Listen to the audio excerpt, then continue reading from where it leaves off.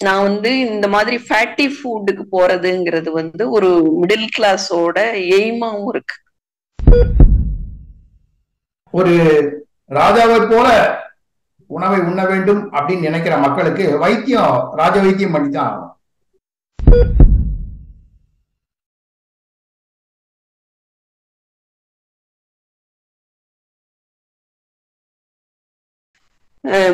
இப்ப அடுத்தது வந்து ரேடியேஷன் அப்படிங்கிறதுலயும் ஃபுட் விஷயம் இருந்தது. ரேடியேஷன்ல வந்து கவுன்சிலிங்ல என்ன சொன்னாங்கன்னா தொண்டை புண்ணாகும், அந்த விஷயங்கள் கொஞ்சம் சொன்னாங்க. அதனால சூடா சாப்பிடாதீங்க, சோப் போட்டு குளிக்காதீங்க, இந்த மாதிரியான கவுன்சிலிங் கொடுத்திருந்தாங்க. எனக்கு வந்து ரொம்ப பர்சனலா சூடா சாப்பிடுறது பிடிக்கும். சூடா அப்படிங்கிறது கொஞ்சம் பிடிக்கும். அப்ப வந்து ஒரு தடவையும் அவங்க சூடாவும் தரணும், அது பழசாவும் இருக்கக்கூடாது, அட் த சேம் டைம் ஆரியும் நான் சாப்பிடணும் அப்படிங்கிறது வந்து எனக்கு எனக்கு எனக்கு அதை ஒத்துக்கிறது அவ்வளவு ஈஸி இல்லை. ஆனா என்ன நடந்ததுன்னா ரேடியேஷன் இடத்துல ஒருத்தவங்களுக்கு வந்து எல்லாம் வெந்திருந்ததை பார்த்தேன் நான். வாயி அப்படி நல்லா ஃபுல்லா வெந்து அவங்க ரெண்டு பேஷண்ட் பார்த்தேன். இந்த மாதிரி நம்ம கவுன்சிலிங் கொடுக்கறத வந்து நம்ம எடுத்துக்கணுங்கிறதுக்கு ஒரு ரோல் மாடல் வந்து நிறைய இருக்கும் ஜிப்மர்ல. சோ அப்ப அந்த மாதிரி விஷயங்கள் தான் எனக்கு அது உள்வாங்க முடியுது. சோ இல்லைன்னா வந்து அவங்க போற போக்குல எனக்கு ஒரு 2 நிமிஷம் கவுன்சிலிங் கொடுப்பாங்க, அது நமக்கு மறந்து போயிடும். அப்படி இல்லாம அவங்க சொன்னதோட கனெக்ட் பண்றதுக்கு அப்படிங்கறது மாதிரி சில எக்ஸாம்பிள்ஸ் பார்க்க. சோ ஏன் உங்களுக்கு இப்படி இப்படி ஆச்சு அப்படின்னு கேட்டா, ரேடியேஷன் கொடுத்தது தாங்காம ஃபுல்லா புண்ணாயிடுச்சு அப்படின்னு ஒருத்தவங்க சொல்லும் போது எனக்கு ஆட்டோமேட்டிக்கா நான் வந்து எப்படி இளநீ குடிக்கிறது, இளநியோ இல்லைன்னா அந்த மாதிரியான ஒரு உணவை வந்து நான் எப்படி ரெடி பண்ணலாம் அப்படிங்கிறதுக்கு அதெல்லாம் உதவியா இருந்தது. சோ ஒரு வகையில நான் வந்து செல்ஃப் லேர்னர். யாராவது நமக்கு உட்காந்து இதெல்லாம் சொல்லி இதெல்லாம் நீ செய்யணும் அப்படின்னு ஒரு அறிவுறுத்தி சொல்லும் பொழுது நான் எடுத்துக்கிறத விட நம்ம அவங்க சொன்ன விஷயத்தோட இதெல்லாம் கனெக்ட் பண்ணும்போது எனக்கு கொஞ்சம் உதவியா இருந்தது. பட் ஒன்னே ஒண்ணு என்னன்னா, இந்த 3 ப்ராசஸ்லயுமே ஃபுட்டுக்கு பெரிய ரோல் டெஃபினட்டா இருந்தது. அந்த பெரிய ரோல்ல எங்க வீடை பொறுத்த வரைக்கும் ஆல்டர்னேட்டிவ் ஃபுட்டுங்கிறது ஒரு பெரிய வேலையை பார்த்துச்சு. ஆல்டர்னேட்டிவ் ஃபுட்டுன்னு நான் எதை சொல்றேன்னா, எனக்கு அலோபதிக்குல அவங்க பரிந்துரைக்கிறது இல்லைன்னா அலோபதியில அங்க நடக்கிற விஷயங்கள்ல இருந்து நான் எப்படி மாத்தி செய்யறது அப்படிங்கிறது. இப்ப எனக்கு இது ஹெல்ப் பண்றதுனாலயே நிறைய பேர் அங்க தங்கி ட்ரீட்மெண்ட் எடுத்துக்குவாங்க. சோ நான் வந்து அம்மா கிட்ட சொன்னேன்னா 2-3 பாத்திரத்துல கொடுப்பாங்க. நான் அங்க ஒரு 2-3 பேஷண்ட்டுக்கு அங்க கொடுக்கறதுக்கு அதெல்லாமும் உதவியா இருந்தது. சோ இது இது வந்து எப்படி இருக்கும்னா, அவங்களுக்கு கொடுக்கறதுங்கிறது வந்து எனக்கும் சாப்பிடணுங்கிற ஒரு உந்துதல கொடுக்கற மாதிரிதான் நான் பார்த்தேன். எனக்கு இது வந்து யாருக்கும் நான் வந்து உதவி செய்யறது அப்படின்றது கிடையாது. ஹெல்ப்ஸ் மீ, அது அப்படித்தான் நான் எனக்கு அது உதவியா இருந்தது. சோ இது 3 முடிஞ்சிச்சு, ரேடியேஷன் இதெல்லாம். அடுத்து இப்ப கேன்சர் பேஷண்ட் நானா இல்லையா அப்படிங்கிறது வந்து ஒரு பெரிய கேள்வியா என்ன அப்படி ஒண்ணு இருக்கு. என்ன உடம்புக்கு முடியாம போனாலும் எந்த டாக்டரா இருந்தாலும் பேசுறது என்னன்னா, உங்களுக்கு கீமோ கொடுத்த உடம்பு அப்படிதான் இன்னைக்கு வரைக்குமே பேசுறாங்க. இப்போ 17 இம்மீடியட்டா நான் சந்திக்கிறதுங்கிறது வந்து கொரோனா. சோ கொரோனா எனக்கு வராம பாத்துக்கணும்னு முத ஊசி போடுற ஆள் நானா இருக்கிறேன். அடுத்தடுத்து ப்ரொடெக்டிவா இருக்கணும் அப்படின்னு எங்க ஆபீஸ்ல அறிவுறுத்துற ஆளா நானா இருக்கிறேன். அப்புறம் ஒரு சின்ன சளி பிடிச்சா கூட அதை நான் பிடிக்காம பாத்துக்கணும் அப்படின்றது. இப்ப வேற ஏதோ ஒண்ணு போய் நான் டாக்டர் எனக்கு கொஞ்சம் இந்த மாதிரி கண் இருக்குது எது சொன்னாலுமே உங்களுக்கு கீமோ கொடுத்த உடம்பு அப்படிதான் இருக்கும். அது வந்து இன்னைக்குமே அவங்க சொல்லுவாங்க. சில நேரத்துல எனக்கு அது ஒரு டவுட்ஃபுல்லா இருக்கிற மாதிரியும் இருக்கும், இல்லைன்னா நானே எனக்கு சொல்லிக்கிற மாதிரியும் இருக்கும். உனக்கு கீமோ கொடுத்த உடம்பு தானே, நீ அப்படிதான் இருக்கும் அப்படின்னு நானே எனக்கு சொல்லிக்கிற மாதிரியும் அது மாறி போயிடுச்சு. ஒரு ஒரு பக்கம் என்னன்னா நான் லெட்ரோசால் எடுக்கிறேன். லெட்ரோசால் டேப்லெட் வந்து இட்ஸ் இன்னொரு ஃபுட்னு கூட நம்ம வச்சுக்கிட்டோம்னு வச்சுக்கோங்களேன். அதுல வந்து ரொம்ப தெளிவா எழுதியிருப்பாங்க அதோட சைடு எஃபெக்ட் என்ன அப்படிங்கறத வரிசையா எழுதியிருப்போம் அதுல. பட் ஓகே, வெயிட் போடக்கூடாது. நானு லெட்ரோசால் எடுக்கிறீங்க வெயிட் போடும், ஸோ வெயிட் போடும். ஆனா நான் வந்து அந்த மாத்திரையை எடுத்து, ஆனா நான் வெயிட் போடக்கூடாது. ஆமா, இது வந்து ஒரு தலையில வந்து ஒரு பெரிய இன்னைக்கு வரைக்கும் எனக்கு சிக்கலாவே இருக்கும். ஒரு angle I'm lover of food, அதுதான் ரொம்ப பேசிக் விஷயம். நீங்க இப்ப உதாரணமா நீங்க 2 தடவை என்கிட்ட பேசிட்டீங்க. அடுத்து அடுத்து நீங்க வந்து உங்க தட்டுல என்ன சாப்பிடறதுக்கு அலோவ் பண்ணாத ஒரு ஆளா இருந்தா கூட நீங்களும் என்ன அலோவ் பண்ணுவீங்க, நானும் அவ்வளவு பிரியமா வந்து எடுத்து சாப்பிடுவேன். அந்த மாதிரியான ஒரு பர்சன் நான். ஸோ இப்போ வந்து அப்படின்னா என்ன, I love food, I love ஏதோ சொல்ற மாதிரி. அது வந்து என்ன ஃபுட் எல்லாம் கிடையாது. நீங்க ஒரு பச்சளைய வந்து போய் வேப்ப மரத்துக்கு கீழே நின்னா நான் கொழுந்த பறிச்சு சாப்பிடுவேன். அந்த மாதிரியான ஒரு ஆள். At the same time I'm conscious about food. அந்த ரெண்டுமே ரெண்டு எக்ஸ்ட்ரீமா இருந்தாலும் ஐ கோ வித் இட். அதுதான். செடிக்கு போன, அந்த தோட்டம் வச்சிருக்கேன், செடியில போன உடனே அதை கொஞ்சம் அது என்னன்னு டேஸ்ட் பாக்குறது அதெல்லாமும் ஐ டூ இட். ஐ திங்க் நீங்க உங்க கேள்விக்கு அப்புறம் அடுத்ததுக்கு போய்க்கலாம் நினைக்கிறேன். ரொம்ப பேசிட்டேன். இப்போ நீங்க எல்லா விஷயமே நீங்க கிட்டத்தட்ட சொல்லியிருக்கீங்க. இப்போ நான் வந்து பாத்தீங்கன்னா உங்களுக்கு வந்து எந்த வகையில நான் உதவணும் அப்படின்னு நான் நினைக்கிறேன். அதாவது ஒரு ஆட்டோக்காரர் உதவி செய்யறாரு, ஒரு மருந்து வாங்குற வரிசையில் நிக்கிறவங்க உதவி செய்யறாங்க, பக்கத்து பெட்ல பேஷண்டா இருக்கவங்க கூட உங்களுக்கு உதவி செய்யறாங்க, நீங்களும் உதவி செய்யறீங்க. அப்போ நானும் உங்களுக்கு உதவி செய்யணும்னு நினைக்கிறேன். ஏன்னா பின்னால் நானும் உங்ககிட்ட இருந்து உதவி கேட்கலாம் இல்லையா? அதனால வந்து நானும் உங்களுக்கு உதவி செய்யணும்னு நினைக்கிறேன். இப்போ சில கருத்துக்களை வந்து நான் பகிர்ந்துக்கிறேன். 1950களில் வந்து பாத்தீங்கன்னா கோபாலன் மாதவன்.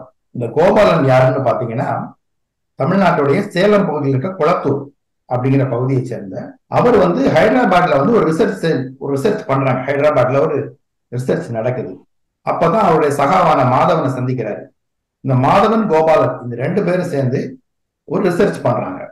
எலிகளுக்கு வந்து புரோட்டீன், அனிமல் புரோட்டீன், கேசின் அப்படின்னு சொல்லக்கூடிய பால் அந்த கேசின்கிற அனிமல் புரோட்டீனை அந்த எலிகளுக்கு தொடர்ச்சியா கொடுக்குறாங்க.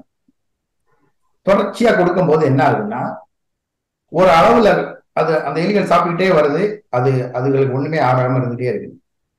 ஆனால் அந்த புரோட்டீனோட அளவை 20% மேல கூட்டின உடனே அந்த எலிகளுக்கு வந்து அங்க லேப்ல புற்றுநோய் வர ஆரம்பிச்சு.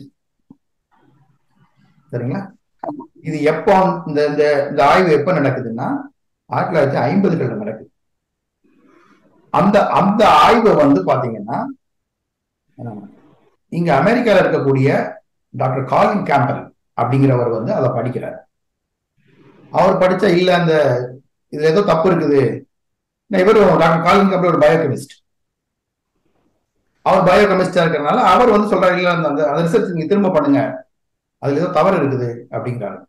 அவங்க மறுபடியும் அந்த ரிசர்ச்சை பண்ணிட்டு ரிசல்ட் அனுப்புறாங்க. அதேதான், அதாவது 20% மேல அந்த அனிமல் புரோட்டீனை வந்து எடுக்கும் போது அந்த எலிகளுக்கு வந்து கேன்சர் வருதுங்கிறத வந்து அவங்க ஆய்வு செஞ்சாங்க. அப்போ இவர் வந்து பாத்தீங்கன்னா சீனாவில் போய் சீனாவில் இருக்கக்கூடிய அந்த புற்றுநோய்க்கான ஒரு ஆய்வை வந்து செய்யறாரு. அது அமெரிக்காவும் சீனாவும் கேம்பிரிட்ஜ் பல்கலைக்கழகம், லண்டன்ல இருக்கக்கூடிய கேம்பிரிட்ஜ் பல்கலைக்கழகம் இதெல்லாம் இணைந்த ஒரு ஆய்வை வந்து டாக்டர் காலின் கேம்பல் போய் சீனால போய் பண்றாரு. அந்த ஆய்வு கிட்டத்தட்ட ஒரு 30-35 வருடங்களை வந்து அவர் பண்றாரு. அந்த ஆய்வின் முடிவுகளை வந்து தி சைனா ஸ்டடி அப்படிங்கிற ஒரு ஆய்வு நூலா வந்து அவர் கொடுக்கிறார். அந்த சைனா ஸ்டடிங்கிறது வந்து பாத்தீங்கன்னா ஒரு கிட்டத்தட்ட ஒரு 130 கிராமங்களை தேர்ந்தெடுத்து, பல்வேறு கவுண்டிகள்ல இருக்கக்கூடிய 130 கிராமங்களை தேர்ந்தெடுத்து அந்த கிராமத்துல இருக்கக்கூடிய மக்களுடைய இரத்த மாதிரி, அவங்களுடைய சிறுநீர், இப்படி சகல விஷயங்கள் அவங்க என்னென்ன உணவு சாப்பிடுறாங்க, என்ன ஏது இப்படின்னு முழுக்க முழுக்க முழுக்க முழுக்க ஆவணப்படுத்துறாரு. அப்போ அவர் மறுபடியும் அவர் ரிசர்ச் பண்றாரு. இந்த அனிமல் புரோட்டீனுக்கும் இந்த கேன்சருக்கும் உள்ள தொடர்பை அவர் ஆய்வு செய்து அவர் அதை ஒரு மிகப்பெரிய அளவுல எடுத்துட்டு போறாரு. அப்போ அவர் பாக்குறாரு எந்தெந்த கிராமங்கள்ல இந்த விலங்கு புரதங்களை அதிகமா நுகர்வு இருக்குதோ அங்கெல்லாம் கேன்சருடைய அளவு அதிகமா இருக்குது. எங்கெங்கெல்லாம் பாத்தீங்கன்னா இந்த விலங்கு புரதத்தோட நுகர்வு குறைவா இருக்குதோ அங்கெங்கெல்லாம் கேன்சருடைய அளவு குறைஞ்சிருக்கு.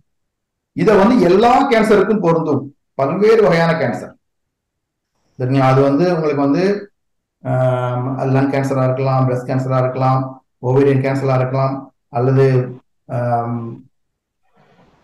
பேங்க்ரியாஸ் கேன்சரா இருக்கலாம். எந்த கேன்சரா இருந்தாலும் சரி, இது இந்த அனிமல் புரோட்டீன் ஒருத்தருடைய உடம்புக்குள்ள 20% மேல அது ஒரு குறியீட்டை எட்டும் பொழுது அது கேன்சர் செல்ல சுவிட்ச் ஆன் பண்ணுது.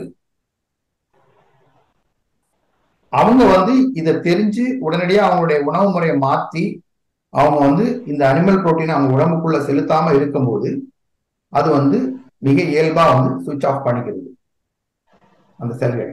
அப்படிங்கிறத அவர் சொல்றாரு. சுவிட்ச் ஆன் பண்ண முடியும், சுவிட்ச் ஆஃப் பண்ண முடியும் இந்த கேன்சர் செல்ஸை த்ரூ டயட். அப்படிங்கிறது தான் அவருடைய அந்த மிகப்பெரிய ஒரு ஆய்வு, 35 வருட கால ஆய்வு. காலையில அவங்க ஒரு 2 பிரெட்டுக்கு நடுவுல ஒரு பெரிய ஒரு மீட்டை வச்சு அவங்க சாப்பிடுவாங்க.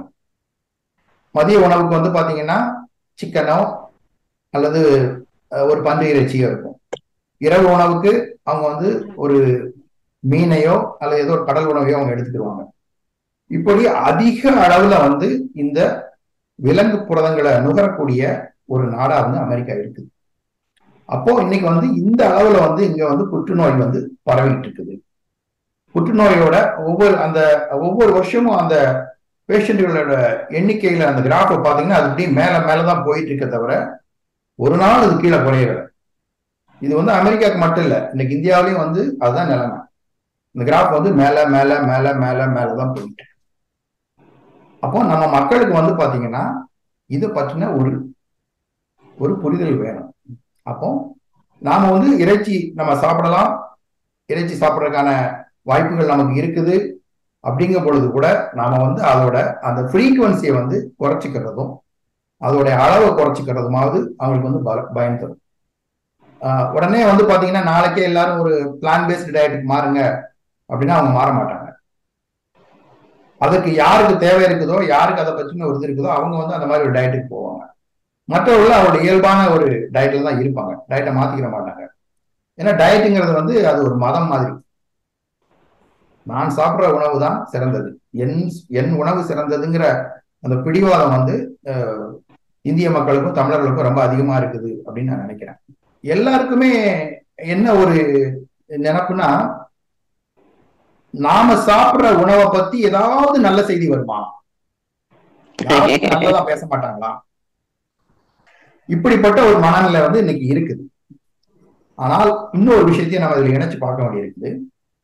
மன அழுத்தம், மிக அதிகமான மன அழுத்தமும் பாத்தீங்கன்னா இந்த மாதிரியான விஷயங்களை நம்ம தூண்டி நம்மளுடைய உடல் நம்மளுடைய உடலாவே இருக்காது.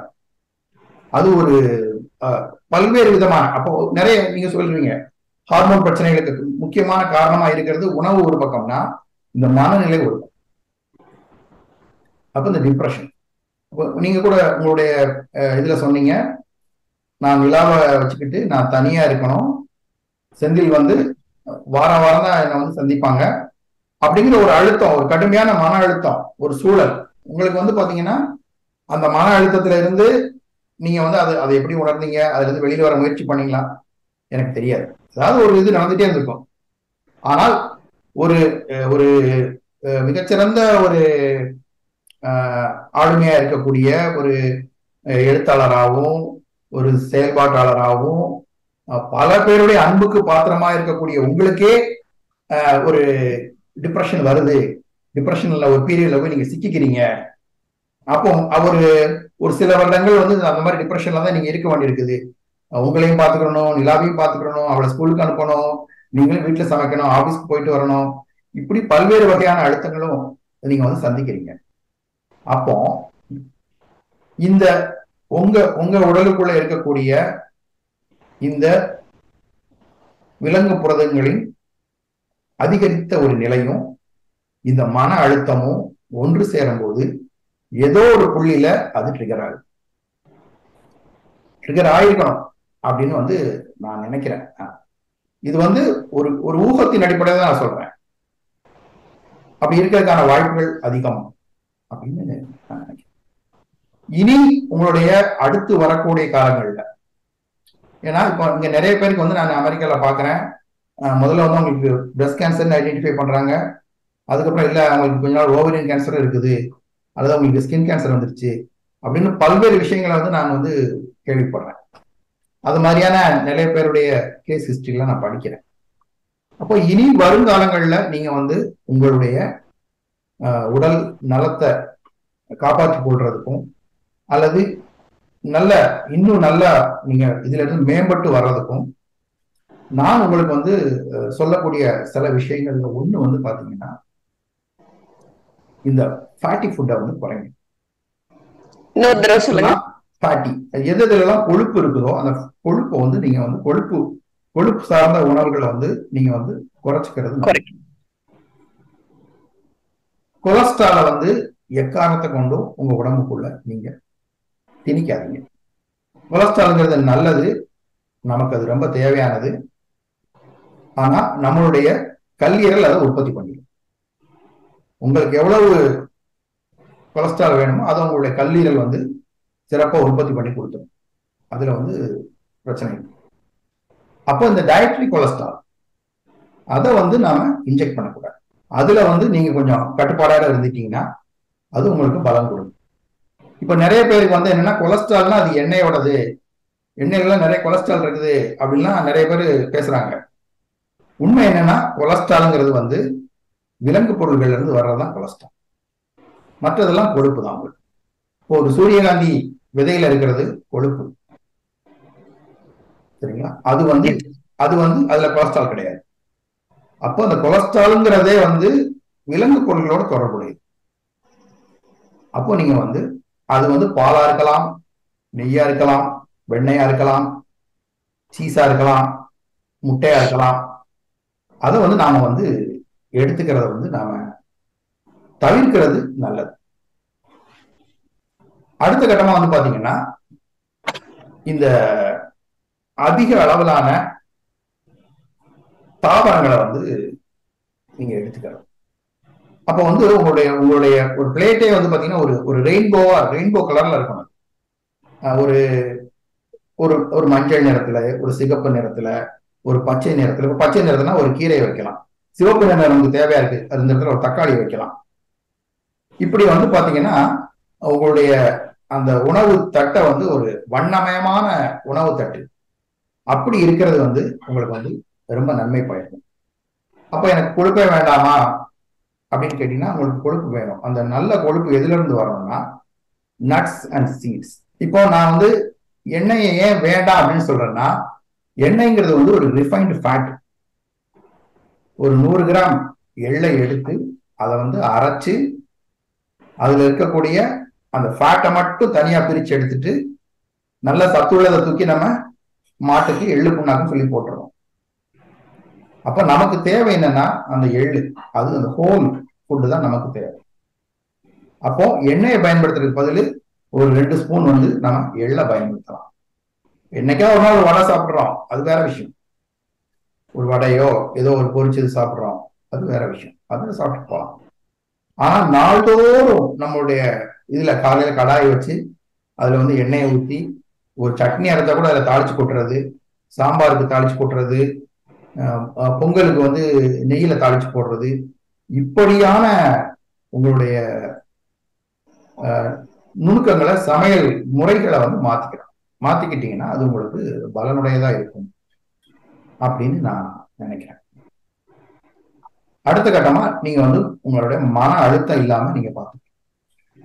அதுக்கு வந்து நிறைய நூல்களை படிக்கிறது, உங்களுடைய நண்பர்களோட உரையாடுறது, அப்புறம் வந்து உங்களுக்கு பிடித்த விஷயங்களை நீங்க செய்யறது, அதெல்லாம் வந்து நீங்க அது உங்களுக்கு சொல்லித்தரணும்னு அவசியம் இல்லை, அதை நீங்க சிறப்பா பண்ணிடுவீங்க அப்படிங்கிற நம்பிக்கை எனக்கு.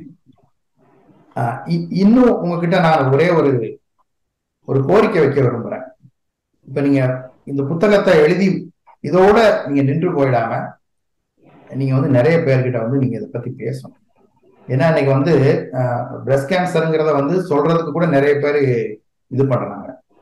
ஒரு ஆண் மருத்துவர் வந்து அந்த மார்பகத்தை பார்த்து அவங்க மருத்துவ சிகிச்சை வழங்கிடக்கூடாது, அதனால நீ போய் டாக்டர் எல்லாம் காமிச்சிடாத அப்படின்னு சொல்லி இந்த நோயோட இருந்து செத்து போன பெண்கள் தமிழ்நாட்டுல நிறைய பேர் இருக்கிறாங்க, இன்னும் இருந்துட்டு இருக்கிறாங்க. அதையெல்லாம் இவங்க உடைக்கணும் அப்படின்னா இன்னும் நீங்க வந்து நிறைய பேசணும்.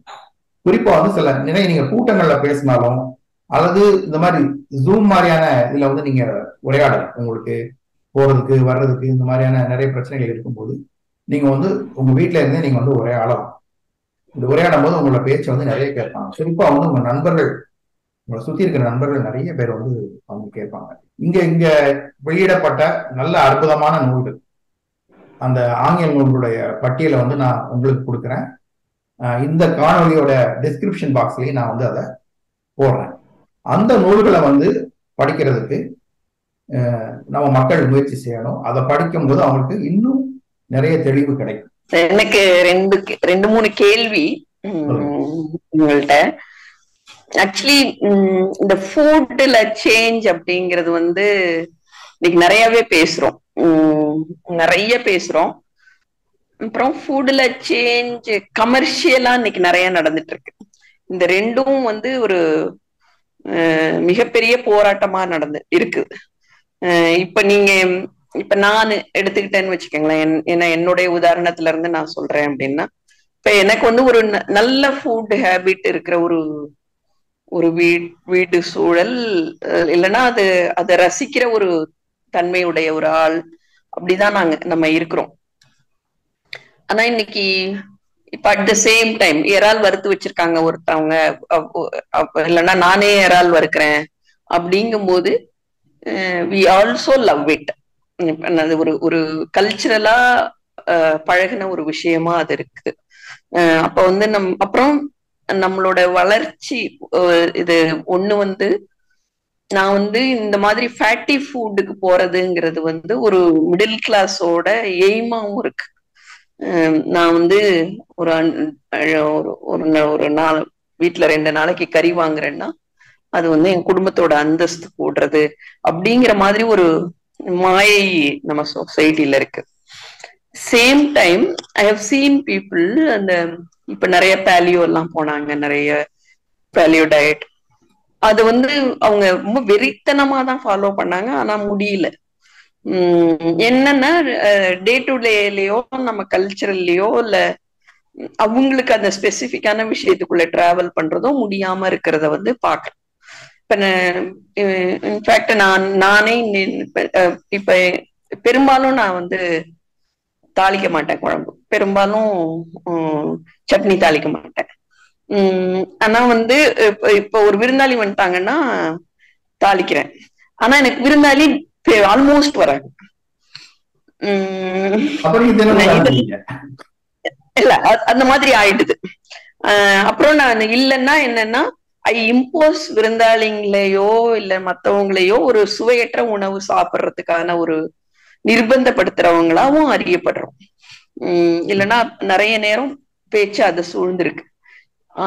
இது வந்து ஒரு வகையில ஒரு உரையாடலுக்கானதாகவும் இருக்கலாம். அட் த சேம் டைம் என்ன சொல்ல, ஒருவேளை அவங்க சரியா சாப்பிடலன்னு வச்சுக்கோங்களேன், அது நமக்கான ஒரு கில்ட்டாவும் மாறுது நமக்கு அது. சோ இந்த மாதிரி ஒரு இப்ப இதுவே நான் ஒரு ஆம்பளையா இருக்கிறேன்னு வச்சுக்கோங்களேன், நான் உட்காந்து பரிமாற போறது இல்ல, நான் வந்து அதை வந்து தாளிக்க மாட்டேங்கிற வேலையையும் நான் செய்ய போறது இல்லை. பிகாஸ் இதுல எல்லாத்திலையும் இன்வால்வ் ஆகும்போது நமக்கு இந்த மாதிரி ஒரு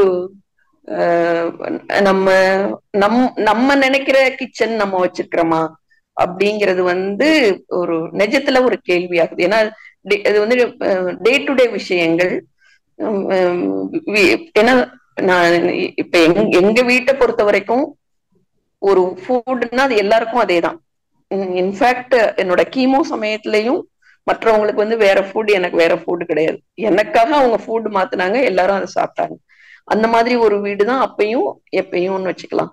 ஆனா இப்ப இப்ப நிறைய வீடுகள்ல மூணு பேர் இருந்தாலும் 3 டிஃப்ரெண்ட் சமையல் வீடுகள்ல இருக்கிற பழக்கங்கள்லாம் இப்ப ஆயிட்டு இருக்கு. அப்ப ஒரு வீட்டோட இப்ப நான் வந்து ஒரு நல்லா வாழறேங்கிற ஒரு விஷயமே வந்து எவ்வளவு ஃபேட் சேர்க்கிறேங்கிறதாவும் இன்னைக்கு அறியப்படுது. ஸோ டெஃபினட்டா அது ஒரு சேலஞ்சா இருக்கு. இப்ப நான் ஒரு வீட்டுக்கு விருந்தாளி வரும்போது நான் கடற்கரையில இருக்கிறேன், இல்லைன்னா அவங்கள ரெஸ்பெக்ட் பண்றேங்கிறது ஒரு மீன் வாங்கி கொடுக்கறதாகவும் ஒரு இன்டர் கனெக்டிவா இருக்கு. ஸோ இப்ப வந்து நம்மளோட இது இது ஒரு பக்கம் இருக்கட்டும். எனக்கு ஐ ஆல்சோ நோ, இப்ப ஃபார் எக்ஸாம்பிள் கேன்சர் வந்தவங்க வீட்டுல கிச்சனே இல்லாம கிச்சனை எடுத்துட்டு அவங்க ஒரு குக் பண்ணாத ஒரு சாப்பாடை சாப்பிட்டு மீண்டவங்க அவங்க அனுபவங்கள்லாமும் நான் கேள்விப்பட்டிருக்கிறேன், இல்ல நான் படிச்சிருக்கிறேன். சோ இந்த விஷயங்கள் வந்து ஒருவேளை நான் வந்து ஒரு சிங்கிள் விமனா இருக்கிறதுனாலோ, ஒரு சோசியலைசிங் இல்லாத ஒரு பர்சனா இருந்தாலோ ரொம்ப சுலபமா சாத்தியப்படுமோ அப்படிங்கறது மாதிரி எனக்கு தோணுது. தோ ஐ லவ் ஆல் திஸ். இல்லைன்னா நான் வந்து இந்த டயட் கரெக்ஷனுக்குள்ள மெடிசின் எடுக்கிற மாதிரி ஐ வாண்டட் டிராவல் பண்ண முடியும் அப்படின்னு நினைச்சா கூட. இப்ப ஒரு சின்ன உதாரணத்துக்கு உங்க கூட நான் பேசிட்டேன். நேத்து வந்து ஆபீஸ்ல ஐஸ்கிரீம் தராங்க. சோ ஒண்ணு, எனக்கு ஐஸ்கிரீம்ங்கிற ஆங்கிள் நோ சொல்லவும் எனக்கு முடியல. அந்த குடுக்குறாங்கல்ல எல்லாருக்கும், அங்க வந்து அவங்க கூட உட்கார்ந்து சாப்பிடுற இடத்த வந்து நோ சொல்லவும் முடியல. ஏன்னா I have to, it's a gathering. அப்ப இந்த ரெண்டத்தையும் செய்யறதுக்கு வந்து ஒரு பிடிவாதமான ஒரு ஆளா, ஒரு என்ன சொல்ல, அந்த கொள்கை மாறாத ஒரு ஆளா இருக்கிறதுக்கான ஒரு விஷயம் அது கூட இருக்கு. ஸோ அந்த மாதிரி எல்லாம் சேலஞ்சிங் இருக்கிறத வந்து நான் பாக்குறேன் அப்படின்னு வச்சுக்கோங்களேன். நமக்கு வந்து இன்னைக்கு லாஜிக்கலா என்ன, அமெரிக்கா மட்டும் இல்ல, கேன்சர் அப்படிங்கிற ஆஸ்பெக்ட்ல இந்தியா வந்து ஒரு பெரிய இடத்துக்கு மாறிட்டு இருக்கு. அதுக்கான ரீசனா ஃபுட் வைக்கிறாங்க. ஃபுட் இருக்கு, நம்ம ஃபுட் கெட்டு போயிருக்கு. ரீசன் ஒரே ஒரு ரீசன் தான். நான் வந்து எனக்கு வந்து உணவுல வந்து இந்த உணவு உயர்ந்தது, இந்த உணவு தாழ்ந்தது அப்படின்னு எனக்கு எந்த கருத்தும் கிடையாது. இந்த உணவை சாப்பிடுறவங்க உயர்ந்தவர்கள் அல்லது இந்த உணவை சாப்பிடுறவர்கள் தாழ்ந்தவர்கள் அப்படிங்கிற கருத்தும் எனக்கு கிடையாது. உண்மையிலும் அந்த உணவு வந்து நமக்கு என்ன செய்து, அந்த உணவு நமக்கு தேவையா அப்படிங்கிறதுதான் என்னுடைய கன்சர்ன் இருக்கு. அது அந்த ஒரு அடிப்படையில தான் நான் பேசுறேன். நான் வந்து பாத்தீங்கன்னா வாடிய பேரை கண்ட போதெல்லாம் வாடிய வள்ளலார் சொல்லியே இதாக அத தமிழகத்துல வந்து நான் சொல்லி எதுவும் நடக்க போறதில்லை, அது எனக்கு தெரியும். ஆனால் உண்மை என்னங்கிறத வந்து மக்களுக்கு வந்து ஏதாவது ஒரு இடத்துல வந்து நான் சுட்டி காட்ட விரும்புறேன். இனியும் வந்து பாத்தீங்கன்னா இந்த நுகர்ச்சி நீங்க சொன்னீங்க இல்லையா, ஃபேட் அதாவது ஒருத்தர் வந்து தன்னுடைய வசதி வாய்ப்புலையும் பணத்திலையும் அதிகமான உடனே அவர் வந்து ஃபேட்டை நோக்கி போறாரு அப்படிங்கிறது, இது வந்து சத்தியமான ஒரு உண்மை, மனித இயல்பு. ஏன்னா அப்படித்தான் வந்து மீடியாக்களும் மற்ற இதுகளும் வந்து நமக்கு வந்து பாடம் சொல்லி கொடுத்துருக்குது. அதாவது வந்து வசதியானவர்கள்லாம் வந்து அவங்க வந்து இறைச்சி சாப்பிடுவாங்க, வசதி இல்லாதவங்க காய்கறிகள் சாப்பிடுவாங்க, காய்கறிகள் சாப்பிடுறவங்க ஏழைகள் அப்படின்னு அமெரிக்காவிலும் பரிகாசம் பண்றாங்க, கேலி பண்றாங்க.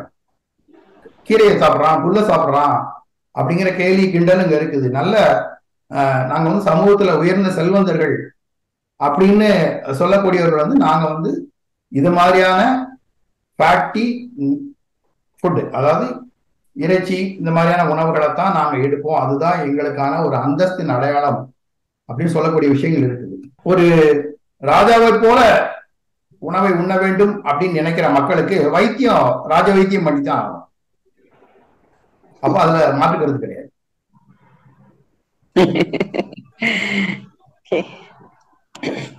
Actually, good point. I came. Yeah, the thing is, the culture அப்படிங்கிறது தான். இப்ப நம்ம பிளாஸ்டிக் விஷயம் பேசுறோம், நம்ம ஃபேட் பேசுற மாதிரியே எவ்வளவு ஃபுட்டோட வந்து பிளாஸ்டிக் கலக்குது அப்படிங்கிற ஒரு விஷயம். என்ன சொல்ல, ஃபுட்டோட இணையுது, பயங்கரமா இணையுது பிளாஸ்டிக். ஸோ அப்ப வந்து இது வந்து இந்த மாதிரி விஷயத்துல ஒரு தனி மனித கான்சியஸ்னஸ் பத்தி பேசுறத வந்து நிறையவே பண்றோம். என்னன்னா அது வந்து செய்யக்கூடியதா அது மட்டும்தான் இருக்குது. ஒரு ஒரு கல்ச்சரல் ஆஸ்பெக்ட்லயோ ஒரு கமர்ஷியல் ஆஸ்பெக்ட்லயோ வர சேஞ்ச் தான் வந்து என்னையுமே அது சரி பண்ணும் அப்படிங்கிற ஒரு ஒரு பொலிட்டிக்கலான அவேர்னஸ் உள்ள ஆளா நம்ம இருக்கிறோம்.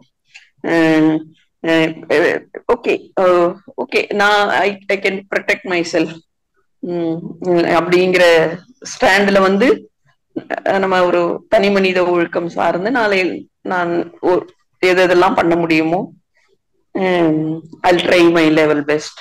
அப்புறம் எங்கெங்கெல்லாம் எதெல்லாம் புடிவாதமா இருக்க போறோம், எதெல்லாம் விட்டு கொடுக்க போறோம், நான் எவ்வளவு தூரம் அதை உள்வாங்கி அதுக்கு உண்மையா இருக்க போறேன், இல்லைன்னா how much I love my body, அது பத்தின அவேர்னஸோட 24 ஹவர்ஸும் நம்மளால இருக்க முடியுமா. ஸோ இதெல்லாம் வந்து ஒரு பெரிய சேலஞ்சிங்கான ஒரு எக்ஸ்பெரிமெண்டேட்டிவ் விஷயமா தான் பண்ண முடியும். டெஃபினட்டா ஐ ட்ரை அப்படிங்கிற இடத்துக்கு வர முடியும்னு வச்சுக்கோங்களேன். அந்த இது இப்போ ஃபார் ஒரு சின்ன உதாரணத்துக்கு, இப்ப நம்ம காஃபி குடிக்க வேணாம்னு முடிவு பண்றேன் நானு வச்சுக்கோங்களேன். எனக்கு தேவதேவனோட ஒரு கவிதை வரும், ரொம்ப நாள் கழிச்சு பாத்துக்கிட்டோம், கட்டி பிடித்து முத்தம் கொடுக்கவா முடியும், வா காஃபி குடிப்போம் அப்படின்னு இருக்கும். ஸோ இந்த எக்ஸ்பிரஸிங் என்ன சொல்ல, லவ் இல்லைன்னா எக்ஸ்பிரஸிங் திங்ஸ் இல்லைன்னா ஒரு ரெஸ்பெக்டிங் பீப்புள், இது எல்லாமே வந்து கனெக்டட் வித் ஃபுட் அப்படிங்கிற மாதிரி ஒரு கல்ச்சர் நம்மளோடதா இருக்குது. அது இப்போ செலிப்ரேட்டிங் ஆல் தட். ஸோ அப்ப அந்த இதுல இருக்கிற எல்லாத்துலயும் ஒரு கமர்ஷியலைசேஷன் ஆஃப் ஃபுட் வந்து ஒரு அதிகமா கனெக்ட் ஆயிருக்கு. இப்ப எங்க வீடை பொறுத்த வரைக்கும் கேதரிங் அடிக்கடி நடக்கும். பட் கேதரிங் அடிக்கடி நடந்தாலும் கான்சியஸா ஆல்டர்னேட்டிவ் ஃபுட் இருக்கும். இப்போ உதாரணமா ஒரு 10 நாளைக்கு முன்னாடி ஒரு 50 குழந்தைங்களுக்கு வந்து வீட்டுல சில்ட்ரன் லைப்ரரி வச்சிருந்தோம், பப்பெட் இது பண்ணிட்டு இருந்தோம். அப்ப வந்த உடனே குழந்தைங்களுக்கு வந்து ஆரஞ்சு கொடுத்தோம், அதுக்கு அடுத்து கொஞ்ச நேரம் கழிச்சு மோர் கொடுத்தோம், அதுக்கப்புறம் வந்து ஒரு மாதிரி எளிமையான ஒரு ஃபுட் கொடுக்குறோம். ஏன்னா இது பிகாஸ் இட்ஸ் நாட் ஒரு ஃபண்டுக்கோ இல்ல மத்தவங்களுக்கோ கணக்கு காமிக்கிறது இல்லை, நாங்க எங்க வீட்டுல பிரியமா பண்றதுங்கிறதுனால இந்த மாதிரி எல்லாம் பண்றோம். ஆனா அது கூட ஒரு முட்டை கொடுக்குறோம். இப்ப வந்து இப்ப நான் கான்சியஸா இப்ப உங்க கூட பேசினதுல நான் முட்டையை தவிர்ப்பேன் அப்படின்னு நான் ஒண்ணு வந்து நான் பிளான் பண்ணுவேன்னா இருக்கும். ஆனா முட்டையை கொடுக்கறதுமே வந்து ஒரு குட் ஃபுட்டுங்கிற ஆஸ்பெக்ட்ல தான் நம்ம அதை பண்றோம். ஸோ அப்ப வந்து அந்த புரிதல் கிடைக்கிற விஷயம். இப்ப முட்டைய ஆல்டர் பண்றதுக்கு நான் யோசிக்கும் போது நான் என்ன யோசிப்பேன் அப்படின்னா, யோசிக்க முடியும் அப்படின்னா, நான் வந்து முட்டையை சூஸ் பண்றதுல ஒரு குழந்தைங்களோட ஒரு ஹாப்பினஸ் வச்சிருக்கோம். அப்படி இல்லைன்னா ஒரு சாக்லேட் யோசிக்கிறது அப்படின்றது மாதிரி இருக்கும். ஸோ சாக்லேட்டை யோசிக்க வேணாம்னு முட்டை யோசிக்கிறோம். இப்ப முட்டையும் யோசிக்க வேணாம், but at the same time எனக்கு அது ஒரு 5 rupeesக்குள்ள முடியணும் அப்படிங்கும் போது இது திங்கிங் ப்ராசஸ்க்குள்ளார ஒரு வேலையிலையும் ஆல்டர் பண்ணிட்டே இருக்கிறது அப்படிங்கிறதா மட்டும்தான் என்னால யோசிக்க முடியுது. ஒரு ப்ராமிசிங்கா நான் வந்து இனிமே என் வீட்டுக்குள்ளார வந்து அனிமல் ஃபேட், அனிமல் புரோட்டீன் அப்படிங்கிற விஷயத்துல இருந்து நான் விடுபட போறேன், I declare myself, my house is அப்படின்றத வந்து என்னால யோசிக்க முடியல. அப்புறம் இன்னொரு ஆங்கிள் என்னால எப்படி யோசிக்க முடியும்னா, எனக்கு வந்து அது அனிமல் புரோட்டீன் நல்லது இல்லைங்கும் போது என்னால வந்து எந்த அளவுக்கு அதை ரெடியூஸ் பண்ண முடியுங்கிறத வந்து கொண்டு வர முடியும். ஸோ அந்த ஆங்கிள் தான் உங்க கூட டிஸ்கஷனை வந்து எனக்கு ப்ராக்டிக்கலா யோசிக்க முடியுது. ஸோ நிஜத்துல வந்து என்ன பண்ண முடியுதுங்கிறது வந்து என்னோட 1 மாசமோ 2 மாசமோ இல்ல அதுக்கு மேலையான விஷயங்கள் தான் அது முடிவு பண்ணும் அப்படின்னு நினைக்கிறேன். என்னால அவ்வளவுதான் பேச முடியுது. But I respect all your and I also listen. எல்லாமே எனக்கு புரியுது ஃபர்ஸ்ட் ஆஃப் ஆல். இல்லைன்னா நான் அதை புரியுற அளவுக்கு அதை கவனிக்க முடிஞ்சிருக்கு எனக்கு. அண்ட் டெஃபினட்டா சப்போர்ட்டிவா இருக்குங்கிறதுல எனக்கு முடியுது. ரொம்ப கடைசியா ஒரே ஒரு உண்மை மட்டும் நான் உங்களுக்கு சொல்லலாம்னு நினைக்கிறேன். எனக்கு இப்ப ரீசெண்டா எடுத்த பெட் ஸ்கேன்ல ரைட் சைட்ல ஒரு நோடு இருக்கு அப்படின்னு கண்டுபிடிச்சிருக்காங்க. சோ அப்ப அந்த நோடு இருக்கிறதுனால நான் இன்னும் கொஞ்சம் அவேரா உங்களத ஃபாலோ பண்றதுக்கு முடியும் அப்படிங்கிறதையும் நான் இங்க உங்களுக்கு ப்ராமிசிங்கா சொல்ல முடியும். ஏன்னா இட்ஸ் நாட் பிகாஸ் ஆஃப் நீங்க சொல்றீங்கன்னு இல்ல, எனக்கு அது ரொம்ப சப்போர்ட்டிவா இருக்கும் அப்படிங்கிறதுனால. சோ அவ்வளவுதான். சரிங்க. இறுதியா ஒரே ஒரு கருத்தை நான் உங்ககிட்ட பகிர்ந்துக்கணும்னு விரும்புறேன்.